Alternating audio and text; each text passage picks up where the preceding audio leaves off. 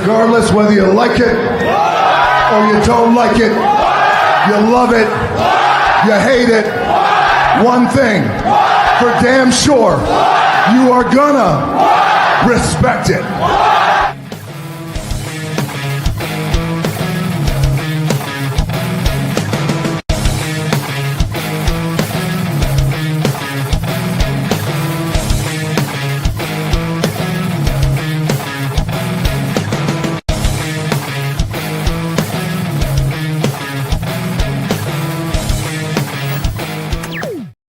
Yo, what it do? Welcome back to All the Gold Podcast. We are your hosts. I'm Derek J. That is your boy. Coop, y'all, episode 115 NXT review. We had a number one contenders match. It was very interesting. See how that went. Had a 6-woman tag match and a crazy start to the show. So NXT, let's do it. Right. Look, man, we're going to try to keep it short and simple tonight. We're not going to be dragging it out real long, but to start off the match, Inamura and Briggs were brawling backstage. They brawled to the ring, kicking off the Philadelphia street fight between the two. Inamura dove off the stage like a heat-seeking torpedo missile. He grabbed the bat. Inamura grabs the bat. Briggs swung the chair, hit him in the leg, and he buckled and dropped the bat. And then Briggs basically he did a Russian leg sweep with the baseball bat and then stomps on the bat, I guess because it had the Phillies logo on it or whatever. Went to commercial break. After that, Briggs hit a superplex to Inamura onto the barricade that he had set up on the two chairs. The superplex, that was pretty cool. Let's see. After that, he struck him with a kendo stick. Inamura breaks free after he taped his arm up to the rope. That was crazy. He broke free, and then he goes on offensive, places a trash can over Briggs' head, and then hit him with the baseball bat and then busted Briggs open. Yeah. Afterwards, Inamura hit his patented frog splash, laid out Josh Briggs, and then Briggs kicked out, which was surprising to me. I thought Inamura had it won after that. And then Briggs hit Inamura with a lariat. Then he hits his moonsault for the win onto the tables. I was like, yo, this is crazy. This is a crazy street fight match right here. Cool, what do you think about this real quick? I thought it was a crazy start to the show. So as I'm walking in my house, I cut the show on. So they're fighting backstage, and his jacket is smoking. I'm like, what the hell happened? Did he hit electrical? Something happened or something? I was like, oh, that's a part of his outfit. Okay, whatever. I thought it was a pretty good match. I think this is a good selling point for the feud. I didn't think Josh Briggs was going to win this match, but then at the same time, I'm not mad at that he won this match because this is another chance for them to fight again. I don't know if this match was advertised. If it wasn't, this is still a pretty good match. A solid way to start the show. I think they fought for a good 20 minutes. This was a good match. Great start to the show. I didn't understand the whole way stomping the bat. I was like, Philly, okay, now I got it. Yeah, stomp on Philly and equals 2. Yeah, something that. Yeah, but I thought it was a pretty good match. It's a solid start to the show. I want more for this feud. I want to see what they're going to do with this. I'm really interested to see what they're going to do. Right. Yeah, like I said, man, cool match. They are going to, I guess maybe a Heatwave, do something at Heatwave. I'm not sure. I didn't see the match card if they was going to be on it, but this is something that they can do and, probably end the feud and move on to somebody else. I thought it was just pretty telling, you know what I'm saying? They just best friends and all of a sudden, you know what I'm saying? It's like that old HBK Marty Jannetty. Yeah, where they was really good, and then those type of feuds right there are really good for wrestling though, because I do like the element of we were once real tight, and then we separated, and now we just it's like a blood feud almost. So it's pretty cool to see, man. All right, man, moving right along. Ava and Santino Marella was on FaceTime, and then they named Masha Slamovich, the former TNA Women's Knockout Champion, as a special guest referee tonight for the 6-woman tag match. Josh Briggs was as he was going up the ramp, he bumped into Ricky Saints when Ricky Saints was coming out to the ring doing his entrance, and then they had a brief stare down. So this might set up a program between them in the future. Yeah. What do you think about that, Coop? I think that's a good idea. I feel like it's like with Josh Briggs' character, I haven't been a fan of his promo work, but I feel like with the right person, with the right feud, he can actually be a good benefit. You know what I'm saying? Right. Even with this feud right now, even with a potential a few of Ricky Saints, that could be something that they can really cook with that. So I feel like they have an opportunity to play to their strengths. I feel like they can really do that with this. So I'm interested. I don't know when they're going to do it, but I feel like they're going to wrap this feud up first and then probably find some way to get to that. He might interfere in one of Ricky Saints' match or something like that, just to cause him the match, just to get him that heat that he needs.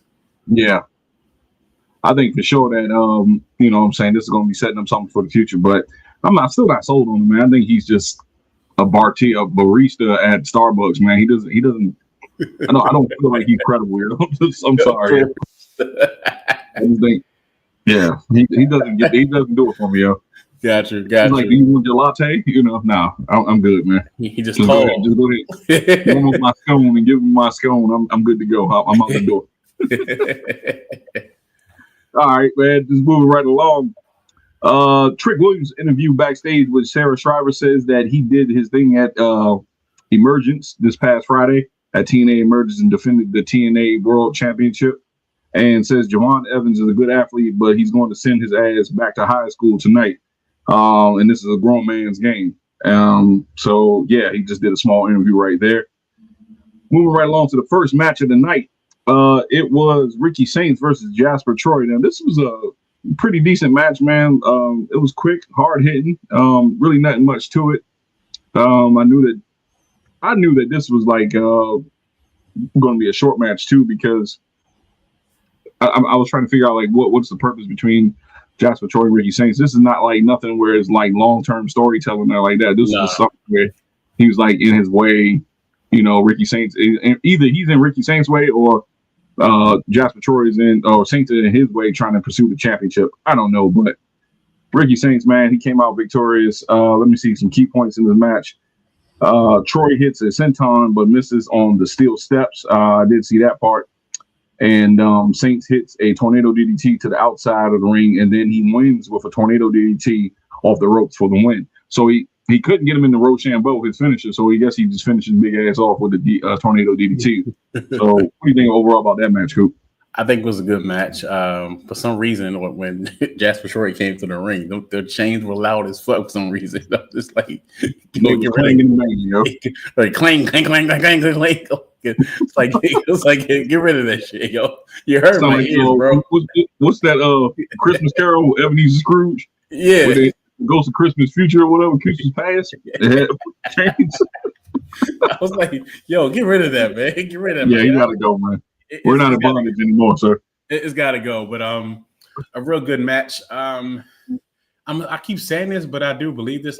You could definitely see the improvement with Jasper Troy, like week by week, match by match. Right, I will say that. And I'm gonna keep saying this. This is not his final gimmick. You know what I'm saying? Like there's something there. There's something there. They're going to like keep tweaking his gimmick, keep tweaking his personality, and I feel like in the future we'll see something special. Like he has everything. He has everything. This is just there's something we'll look back on like years down the line. Like, remember he was that carrying them damn chains. So yeah. He got some potential, and I can't wait to see it. Yeah, he got some potential, man. Yeah. You know what I'm saying? Eventually they'll give him they probably change his outfit a little bit, probably, you know, spruce it up, line his beard up, you know what I'm saying? Get that patchy stuff fixed. Yeah. You know what I'm saying? Probably get him new gear, ring gear. Yeah, for sure. So he'd be all right. Yeah, he will be. Give him a couple months. Right. Give him to probably like around, what is that? What's the Elimination Chamber next year? February. He'd be all right. I would say so. Yeah. Even though he might not be in the Elimination Chamber, but around that time, around February, he might see little tweaks to his character. Hell, he might be a face by then. Right. Like not like a face, but like, you know how Kane was? Like Kane was teetering always between heel and face. He's like that in between, that anti-hero. That's what he'd be. Yeah, he could do that. He could do that. Right, for sure. Yeah, man. So let's move on from that. Ava was backstage with Hank and Tank, and they were asking who their opponents would be for Heatwave coming up. And they were interrupted by TNA Knockouts Tag Team Champions, the Elegance brand, which was led by the former Dana Brooke. For those who didn't know, Asked by Elegance is Dana Brooke. Oh, wow. Okay. Right. Okay. Yeah. Got you. So Yeah, man. So she's doing real good work over there in TNA, better than what she was doing in WWE. So by far. Yeah, man. I kind of like her gimmick over there because her gimmick in WWE was like ass. Whew, that thing was like Maxine Dupree almost, yo. Yeah, Maxine Dupree is crazy. So the TNA knock. Let me see. So they were opposing Masha Simovic as a special referee. Said they was going to get their lawyers or whatever, and then this is a travesty. And then says Ava, what it says? Ava says she will be Ava says she will be the ref for the night. My bad, I can't read my own handwriting sometimes. But yeah, man, that's all about that segment was. What do you think about that, Coop? I didn't know too much of them. You know, right. Now that I know that was Dana Brooke, it hit different. If I just remember that. I kept thinking they remind me of Fatal Influence. It's like watching the mirror in a sense. You know what I'm saying? Like right. They are like the same kind of character in a sense, and they're gonna fight tonight. Well, later on in the show. Yeah. I was interested. Okay, let's see how this goes. Because again, I didn't know that was Dana Brooke. Like that's crazy. Yeah, for sure. That's her right there. Yeah. We got a person in the building tonight. Rob, what's up, yo? He said Craig and Daly, that's the niggas I need to see. What's going on? What up, my boy? What's up, yo? Oh man. Yeah, man, that's her group. That's her little stable right there. They are the Knockouts Tag Champions. So we're gonna move right on from that. Jordynne Grace says she came to win the championship, going to Jordynne Grace right now.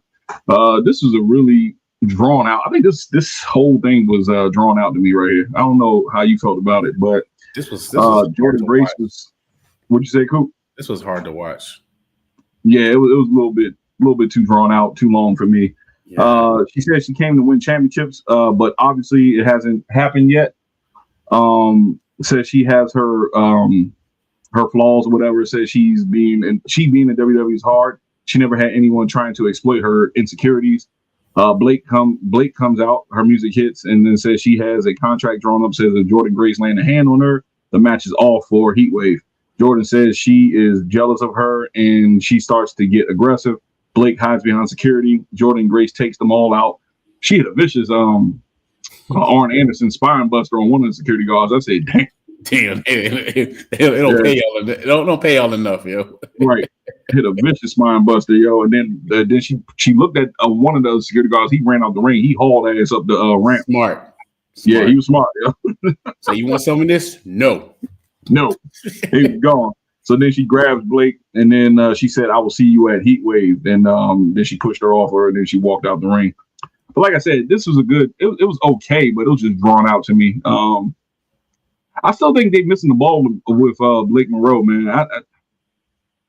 I think she was more aggressive in AEW, yo. I'm glad you're saying this because she was more aggressive, and she was just more, I can't explain it, but she was just more like more heelish. I mean, this one's like she's playing like this chicken shit heel. What do you think about that? I think there was a video of her. I don't know if it was on her Instagram or whatever. I just happened to scroll. It was somebody else reposted it. I guess her being emotional about like not like being able to like do what she wants to do in the ring. As far as almost skills, as far as her character. Now that you said that, that makes a lot of sense. I'm familiar with her character in AEW, and a lot of people say her character in AEW is way better than her character is now. Yeah, and that explains her being so frustrated because they're kind of holding her back. You know what I'm saying? Like her, because the hype was like, "Yo, Mariah May is coming." That's what he was calling her back then, right? She comes in, I'm like, "Damn, it's kind of like a watered down version." Now unfortunately, this makes sense. And it's more like a watered down version. Yeah, it does come across like that, and it's not her, to be honest. It's just more of what she's been given. You know what I'm saying? And also, I think with the Jordynne Grace promo, I feel like she got stuck in her head like twice or whatever. But she was trying to tell a story, and I get the story she was trying to portray, as far as the way Blake Monroe has been treating her and all that. And I feel like it ran this a little bit too long. You know what I'm saying? So I kind of want her to be more like angry, aggressive to get a point across. You know what I'm saying? It came across like really, really flat. You know what I'm saying? It kind of killed the momentum of them trying to do like a whole contract thing. Say, you can't touch me. She actually touched her with her saying, but anyways, but I was like, yeah. I just think that they didn't hit their stride with her yet. Yes. Maybe after this feud, maybe you start seeing more of the way she treated Toni Storm. That, you know, she was real manipulative at the beginning with Toni Storm. Then she, you know, transferred full heel, against her. So I think just give her some time. Maybe she can hit that stride. Jordynne Grace, I'm not sure where they're going with her, man. I don't know the direction they're going with her. Eventually she will be champion, but it just seems like she's doing these side quests right now. Yeah. Yeah. I feel like they're trying to test her out, and I feel like you said, like maybe they're trying to add certain layers to her character. Like she can definitely go in the ring and definitely got the ring presence and everything like that. So maybe they're trying to like tweak certain things to her to get to the world title picture. Eventually she'll get there. I think she'll definitely get there eventually. It's right. It's not a matter of when. It's not a matter of if. It's a matter of when. At this point. Matter of when. Yep. Yeah. Rob says y'all paid y'all rent this month. You got jokes. He's talking about last week. Oh, you was. You got jokes, Rob. Okay. You funny, yo. He says NXT need to have national security for Jordynne Grace. Yeah, she do. She was cleaning them up, yo. She was cleaning them boys up tonight, yo. Damn. Like I said, that spine buster she hit, boy. She hit that joint. And that dude was like probably like 2 feet bigger than her, yo. She picked him up and then she just planted his ass, yo. Like he was nothing. Just Damn. He took that pretty hard, yo. Yeah. Pause. That was crazy. That was so crazy. Speaking of Pauls, that was crazy. We got some NXT, some Dark State stuff. I was like, hey, yo, what's going on with Dark State, yo? Dark State keep doing that every week, yo. They're doing it on purpose. Yeah, they're doing that on purpose now, yo. Let's see, man. Moving right along. Backstage, they had a quick segment with Fatal Influence getting ready for their match. They bumped into Sol Ruka and Zarya. Zarya and them talking about defending championships and good luck and all. I mean, not good luck, but watch your back, some crazy shit like that. But I didn't really pay attention to that part. I ain't gonna lie to you. And then that was like a quick. Let me just get something to eat. Grab me a piece of toast. Toast is back. Second night in a row. Oh man! So the Elegance brand versus Fatal Influence. I'm just going to touch on some key points, man. These damn mixed, these 6-man, 8-man tags and all this should be crazy, yo. Anyway, it was a solid match. It was hard hitting. Pace started slow at first, but it picked up. The concierge got involved with it. The guy, I forgot his name, but he got involved with the match. And then Masha Slamovich told him, yo, you got to roll. You take you in your Liberace suit and get your ass up that ramp, yo. We don't need you out here. So they kicked him out. Yeah. And then after that, they brawled a little bit more. I think it was, I forgot who it was. Was it God, what's her name, yo? I forgot one of the Elegance girls' names, man. But I know Dana hit a vicious boot to the face. To Jasmine Nix. And then she climbs the ropes and then she hits like a senton or whatever. And she pins Jasmine Nix, but Slamovich was basically distracted by what was going on with Fallon Henley and one of the girls from the Elegance brand. And then she came late with the count. And then when the count, she got to like 3 or whatever, when she got to 2, and then the girl kicked out. Jasmine Nix kicked out. So I was like, whatever, yo. This match is just too much going on in this match. What do you think about that, Coop? It was one of the matches. It had a slow start, but it picked up towards the end. It was a lot going on with this match, and that's the thing about it's normally NXT and AEW like normally had on 6-man, 8-man tag, and those matches be so quick that be like, yo, I can't write enough because there's so much going on, like, and then super fast paced. Not that it's a good match. It was definitely a good match towards the end. Definitely in good spots, and they was kicking the fuck out of each other during that match. And you know what? I've been thinking about this. With this whole TNA deal, they're really getting a short end of this deal. Man, they're getting a short end of the stick, man. I was saying that tonight, man. I was writing this. I said, damn, they can't win. Shit, do they ever win? In my knowledge, have they won a match? Nope. I'm like, you at some point, you got to make it fair. Because it becomes too predictable, with the world champion. Y'all got both of the world championships. Both are world championships. That's Both crazy. world championships, and y'all bring the tag team champions just to get beat on television. Right.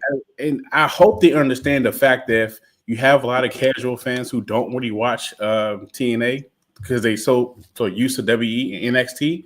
Right. So when they see your superstars come on the show, like, oh, who's that? I want to see who that is. Right. They're like, never mind. I don't care. I'm not gonna watch it. They got to do better with this partnership. It's not the same. Then later on, you have what's the guy name? Forget his name. Mike Santana. He want to challenge for the title again.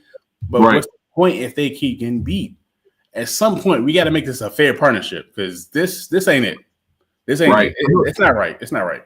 I get you, man. I know they're trying to tell the story, but like I said, man, I agree with you 100%, man. They feel like they're getting the short end of the stick. At first, when they first started, I was like, nah, give them time. WWE is going to just, we were saying that WWE is going to give them, opportunity to shine a little bit. Yeah. But I'm like, damn, they can't win a match, yo. Not at all. You got both the world championships on TNA held, and there was no reason why the Elegance brand had to lose to Fatal Influence. Why? For what? Nah, it doesn't make any sense. Yeah. For what? Yeah. They could have took the L on this one, man. Like, yo, come on, man. Damn. But, man, look, I don't know. I really, truly think this, Coop, and I'm going to be honest with you. I think for sure that WWE is about to buy TNA. That's why they don't give a shit. It seemed like that. It does. That's what it seemed like. It seemed obvious. It seemed like TNA is about to be the fourth brand. Yeah. Yep. For sure. Yeah. Yep. It's crazy, yo. Rob says them security began punked by Jordynne Grace. Yep. For sure. He said, I don't super follow NXT outside of a few things here and there. Forgive me if I'm not on topic. The only thing y'all might hear from me tonight is Friday references. It's all good, bro. And Victor, what's up? Victor, he says, what JC Jane doing with that belt anyway? I don't know, man. I don't know. See? I don't know. See? Point taken. Point taken. And another thing, and I'm really going to move on because I want to make this one quick. Fallon Henley was the leader of Fatal Influence, before all this. When she was the North American champion, she was like the focal point of a Fatal Influence. She took a backseat to JC Jane. I'm not sure why. I'm still not buying JC Jane as a champion. Oh, okay, gotcha. I'm not buying her as a champion, dog. She's always been the sidekick, yo. She's always been the side. She was a sidekick for Mandy Rose and Fatal Attraction, or what's it? Toxic Attraction. Excuse me. I keep saying Fatal Attraction. Toxic Attraction. And now, you know what I'm saying? She's the number one. She was a sidekick for Fallon Henley for the longest. And then all of a sudden she beats Stephanie McCarron and she's the it girl now. Come on, man. Y'all bullshitting me. Come on. Damn. Yeah. Good point. I didn't think about all that. Okay. Wow. Right. Yeah, let's move on, man. Backstage, let's see. The U.S. Diplomatic Constitution, or the conversation, whatever this was called, yo, it was ass, yo, because this was crazy, yo. Victor says, champion of my heart. You can keep her, yo. You can keep her, yo. Yeah, the U.S. diplomatic thing they had going on with the conversation between Ethan Page and Chelsea Green versus Tavion Heights and Tyra May Steele. I thought this was too damn long, and there's nothing against Chelsea Green and Ethan Page, but this shit was ass. Mucho basura. Terrible. They focused too much on the Olympic status, whatever, if you want to call it, their accomplishments and stuff like that. I think it was just drawn out. I don't even know what Tavion was trying to do. He was trying to hype up the Philly crowd. He was trying to say some cool slang or whatever, but it just didn't go over with me. Like Mick Foley. Stick to your Wheaties, sir. Stick to your damn Wheaties, dog. That was ass, yo. What do you think about this whole segment, Coop? I definitely see your point. It kind of came really annoying. He kept saying, we in Philly. Right. On, it's like the Jerry Lauder thing back in the day. Oh, here we go with the cheap pop. Here we go. Yeah. He just kept doing that. I feel like the pro US thing doesn't work now because of what's going on in the world. If it was back then and politics wasn't really crazy how things were, it would hit better. You know what I'm saying? it's hard to be pro-US when you got so much BS going on, whether you're for it or against it. It's hard to actually be the good guy. I'm like, yay, USA, and it's like, no, you know what I'm saying? So it's hard for the crowd. That's why the crowd was like, nah, bro, we ain't sticking with this. So, and I feel like the segment ran really too long. But it was funny seeing both of them ankle lock. That I feel like that was super hilarious. You know, Jordynne Grace, she's a team player. She's on SmackDown and NXT. Like, that's why she's getting on television. Ethan Page was very entertaining, but it just went the segment went too long. It kind of like, what's the point? You know what I'm saying? Is this gonna be y'all stick? Like, y'all gold medalists? I get it. Right. But you're gonna have to bring something else because of the climate of the world. So it's not really, you're not gonna get really pro USA chants in the arena right now because of the climate. So that's my only thing. But right. Yeah, man. I'm just going back to this, man. Like, it was just rough, man.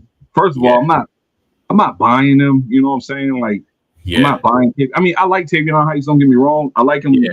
You know what I'm saying? When he was no quarter catch crew, when he was, you know what I'm saying? Like, he did some stuff in New Japan. I'm not New Japan. Was it Pro Wrestling Noah? I think he did something in Pro Wrestling Noah.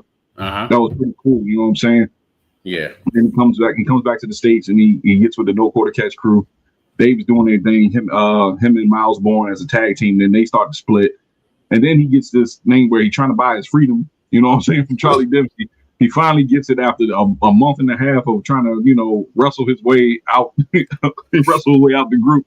Finally gets it. But now he's falling flat because he's trying to connect with the audience. I don't see the connection there, what they're trying to do with him. Like, just have him as a rough, tough, you know what I'm saying, like a face, like somebody that doesn't talk a lot. He's just a wrestling machine. You can get away with that. That's perfect. That's perfect. You know what I'm saying? You don't need him. He could be like he can be more like the like a Rusev almost. You know what I'm saying? Like American version of Rusev. Just have him like just grunting and stuff like that. Have him come out, do his thing, and leave. You know what I'm saying? Just punish people. That's what you can do for them. And then Tyra May still look. I'm not sold on her. I'm sorry. I'm not sold on her. I get it. I'm not. And there's nothing wrong. Trust me. I don't want nobody to think. You know what I'm saying? I'm shaming her, nothing like that. But I watched LFG. I was not sold on her in LFG either. You know what I'm saying? She just comes off like manufactured. You know what I'm saying? Yeah. Like too corny. You know what I'm saying? Maybe she like. It's too early for her character. I think the same thing with like Jasper Shore. This won't be her last character. Maybe it's something they testing over, I guess. The thing is with her is that, you know what I'm saying, nothing against her physically, nothing like that, but she just do too much with the gold. I don't care about your gold medal. Just go in there, whoop ass and leave. You know what I'm saying? Like, she always flaunting the gold medal, talking about the gold. That's enough, yo. I don't need to hear that. You know what I'm saying? Like, well, we know you want a gold medal. Chill the fuck out. Just go do your thing. It's going in, whoop ass. That's it. That's all we had. Whoop ass. Just whoop ass. That's all you got to do, man. It's not like, I think that's what annoys me the most about her is just the way she flaunts her gold medal around. Like, we get it. I know that's what the writers want her to do. It's probably not her per se, but you know what I'm saying? I wish she just, you know, we already know. And just go in there and whoop ass. That's all you got to do. Anyway, let's move on from that, yo. Like I said, I'm going to try to wrap this up. We're going to wrap it up quick tonight, yo. Ricky Saints is backstage with Miles Bourne. This was funny, yo. It was such a dickhead, yo. I swear. Ricky Saints was backstage with Miles Bourne, and he was talking about Josh Briggs, and they said, I don't know what's going on with him, like why he got in face, whatever. And then Ricky Saints walks off, right? And then Alexis King comes up. He says he attempts to apologize to Miles Bourne. I was like, okay, we got a face turn. Maybe they about to form a tag team. Cool, you know what I'm saying? And someone said, nah, this motherfucker, he ain't gonna do that. So he said, he tapped on the show. I want to apologize for you being deaf and blind. So I'm like, it didn't go over me. It didn't go over with me at first. I'm like, apologize, deaf and blind. Some man ain't blind. Then Miles looked at him and said, no, Alexis, I'm not blind. He said, I'm deaf, but I'm not blind. He said, no, you're deaf and blind. And he's like, what? And he sprayed him in the eyes. That was funny. You know, the only thing you hear was Miles going, get him off me. Yeah. Because it would say to me, it's like, why does he keep saying that? I said, I kept looking at my nose, like, am I tripping? Yeah. I thought he said on accident at first, and like he was just trying to like talk. He missed the promo. And I was like, wait, he said it again. He doubled down in it. He said, I'm not blind. He said, yes, you are. Shh. God damn. That had to be the funniest shit of the night, yo. Because he said, no, you're deaf and blind. He was like, no, I'm not. He said, no. He said, no, Lex. He said, I'm deaf, but I'm not. He's like, damn, man. Oh my God, yo, that shit was crazy, yo. Yeah. Oh, damn. Kalani Jordan was backstage with Lola Vice and backstage talking about their what you call it, Triple Mania that just happened. And Lola was gloating at how she's down in Triple Mania doing her thing down there. Kalani Jordan was talking about Jada Parker, whatever, and then in comes Lash Legend. She walks up and then she says she's coming after NXT Championship and says that she's still the biggest threat, especially after she went toe to toe with Nia Jax. Kalani says more like ass to ribs, and she swapped her with that the Annihilator. Yeah. And then Lash says they don't have what it takes to win, and Jada Parker better stay out of her way. And then she walks off. First of all, she came in there. She changed her hair. I guess she changed her hair back to black because that suits her better. To me, I just think that suits her better. But anyway, she was walking. That shit sounded like a damn Clydesdale horse was walking inside the room. That joint said click clock, click clock, click clock. I was like, yo, what? They got some hardwood floors in there or something, dog. Yes, they do. That's why I was like, shh. It was like, shh, calm down. Get the fuck. Like, first you with the chains over there, be quiet. Now, be quiet. She was walking that joint. It shit sounded like a Clydesdale horse, man. She was just. I was like, God damn. Yeah, man. So, what you think about that segment, Coop? I thought, like, wait, what about the whole Nia thing? I said maybe the whole Nia feud was designed for her to brag and her to get more spot, more push. So I'm not mad at it. You know what I'm saying? Maybe this is opportunity for her to go to the next level. Lola Vice, probably so. Kalani Jordan, I'm not sure about. I think she just not yet. She's spinning in the mud, yeah. Yeah, not yet. She ain't doing that, yeah. Yeah. Merch is terrible too. I saw that merch again. It says nobody can do it like Lonnie. I was like, nobody wants to do it like you, sweetheart. Nobody. Like, stop. It's terrible, yeah. I won't buy that shirt. You couldn't pay me to wear that. That's what it said. Nobody can do it like Lonnie. Yeah, nobody can do it like Lonnie. Got a picture like this on the shirt. Look it up, yo. Look it up on WWEshop.com. What? 25% off. All you guys listening right now, go to WWEshop.com. Save 25% off all your purchases. Guys, if you got a girlfriend or wife named Lonnie, there you go. There's a shirt right there. That worked out for you. That worked out for you. That worked out for you. Right. I like that for you. Yeah. Let's see. Rob says they need to move Ethan Page to the main roster before the year's out. I definitely agree with that. Yeah. Rob says Tavion, who they need to have Ethan Page and Chelsea Green win at Heatwave. I said the same thing. I think they should go over at Heatwave. I really do.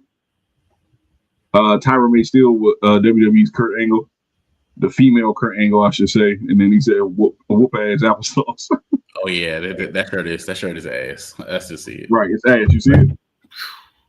Yeah, that's like, well, whatever I thought she did like this, but whatever. This is Doctor Strange, like Doctor Strange. Yeah, like stop, yo, just stop. Next up, yo, we have Dark State. This is the WTF of the night, yo. Crazy work right here. Dark State pulls up on Ava as she's walking backstage, said that they should be next for the NXT titles. Says Trick, Javon, and Joe Hendry can all get it. Joe Hendry came out of nowhere and he appeared. They played his theme song for a little bit. They did the clap, whatever. And then he said he doesn't want any trouble. He just looks forward to seeing them compete this Sunday for the NXT Championship. Dark State, one of the Dark State men, I think it was Osiris Griffin, said, Dark State says, you either get with us or get behind us. And then Cutler James come out of nowhere. Yeah, man, he came up somehow, and you don't want us behind you. I was like, hey, yo, hey. Crazy work right there. This guy up, yo, again. Yeah. You got to get this man up out of here, dog. This is the third week in a row, yo. Hack his ass all the way up.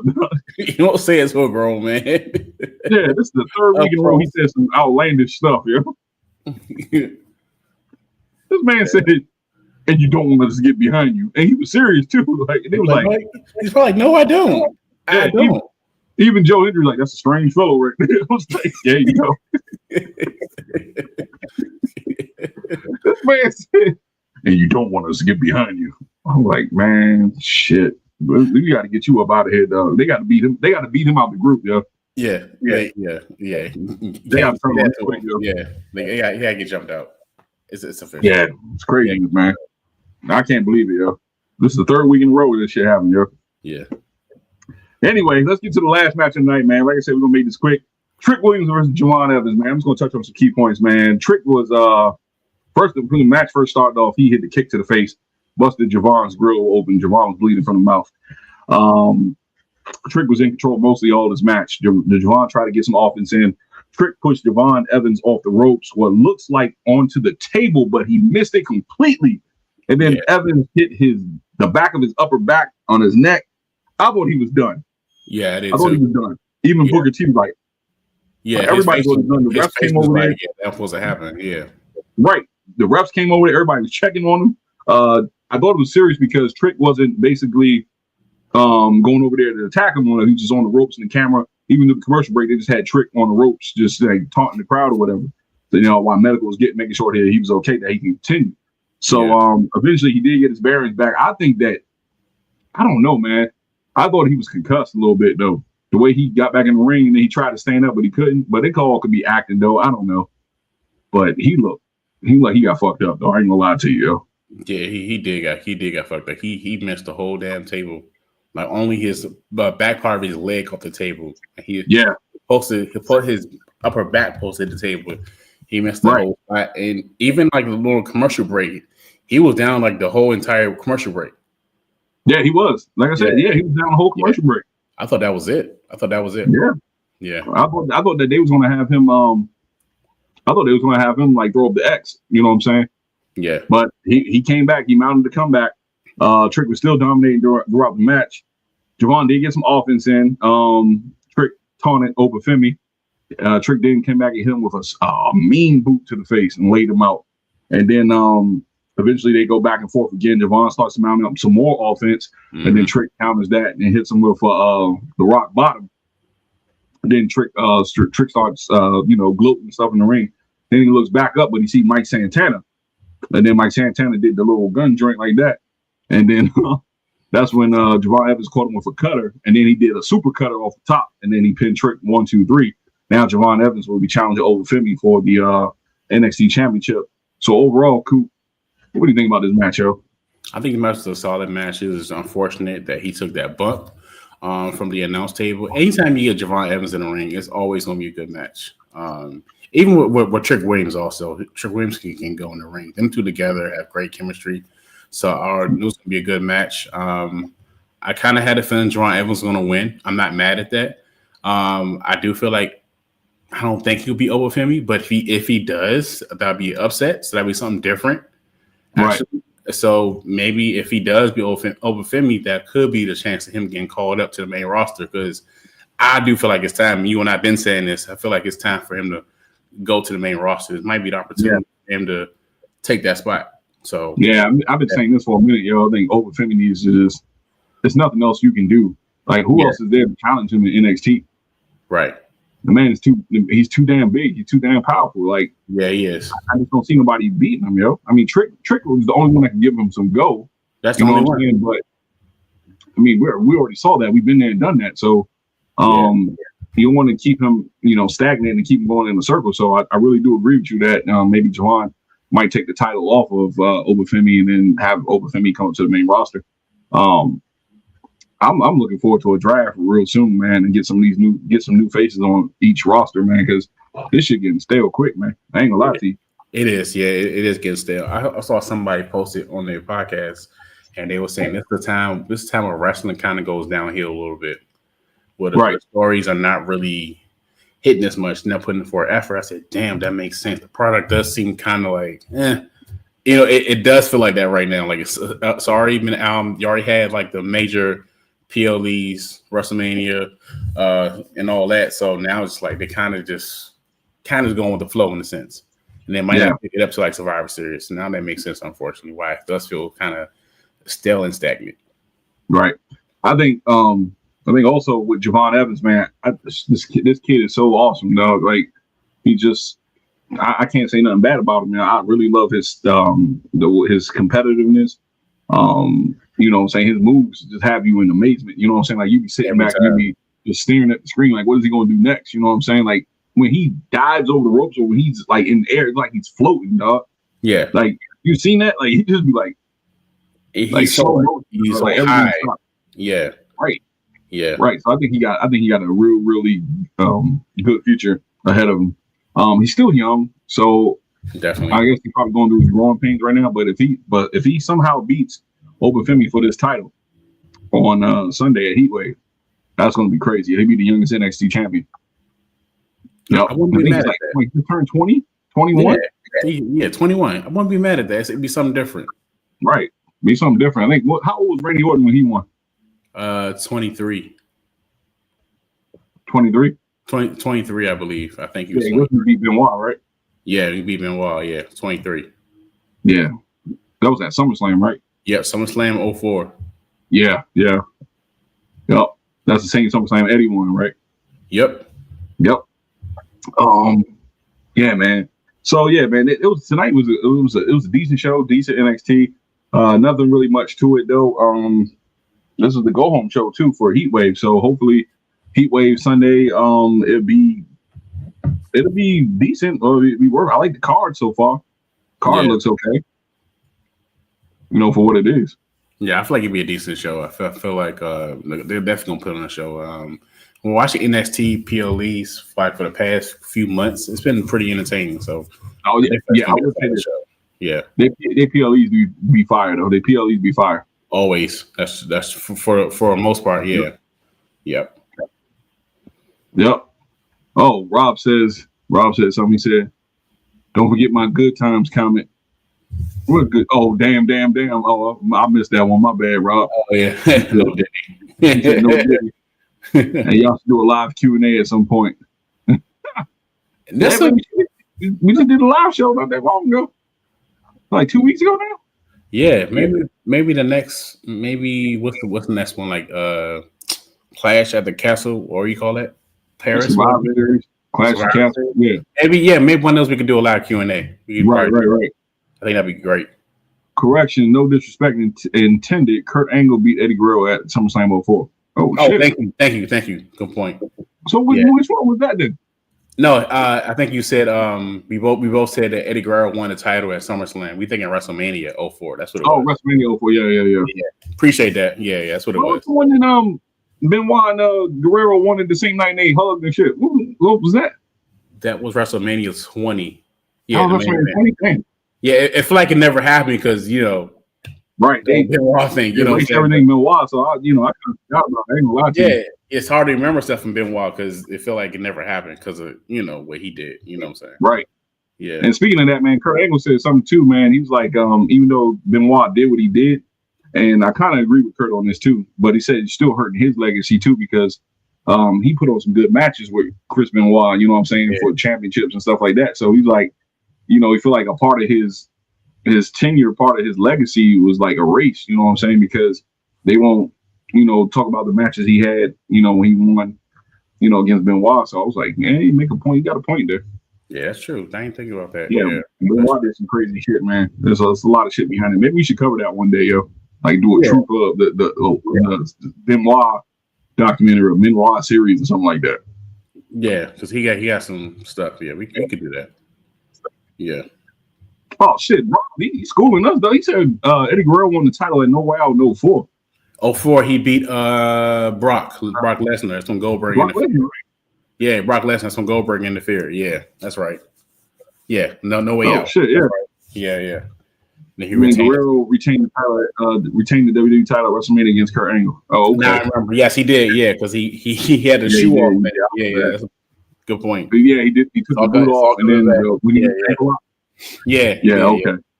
I remember that now. It's coming back to me. It's all coming back. Appreciate that, right? I ain't gonna lie to you. In 04, let me see, 2001 to 2005, I was kind of in and out of WWE.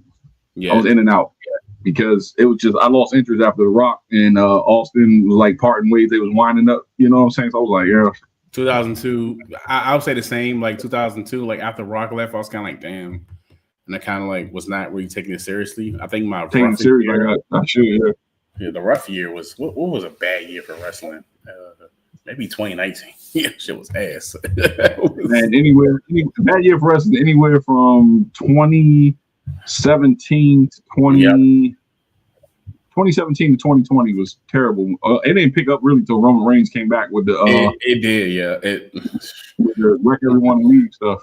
I can imagine if we started back then. You'd be like, "What do you think about this? This shit was ass." Oh, right. Man. Damn. Right. Yeah. But anyway, man, look, we're gonna wrap this up, yo, because I gotta get some stuff done. Yeah, man. Listen, man, we got going on. Tomorrow we got Dynamite. Yes. Dynamite. Yeah. And yeah, so Friday we still up in the air on Friday, right? I know by tomorrow, by like Thursday-ish. I know. Okay, cool. Yeah, cool. by Thursday, I don't know. Yeah, yeah. All right, yo. So look, man, I'm Derek J. That's your boy. Cool. All right, man. We out of here, yo. Peace. Peace.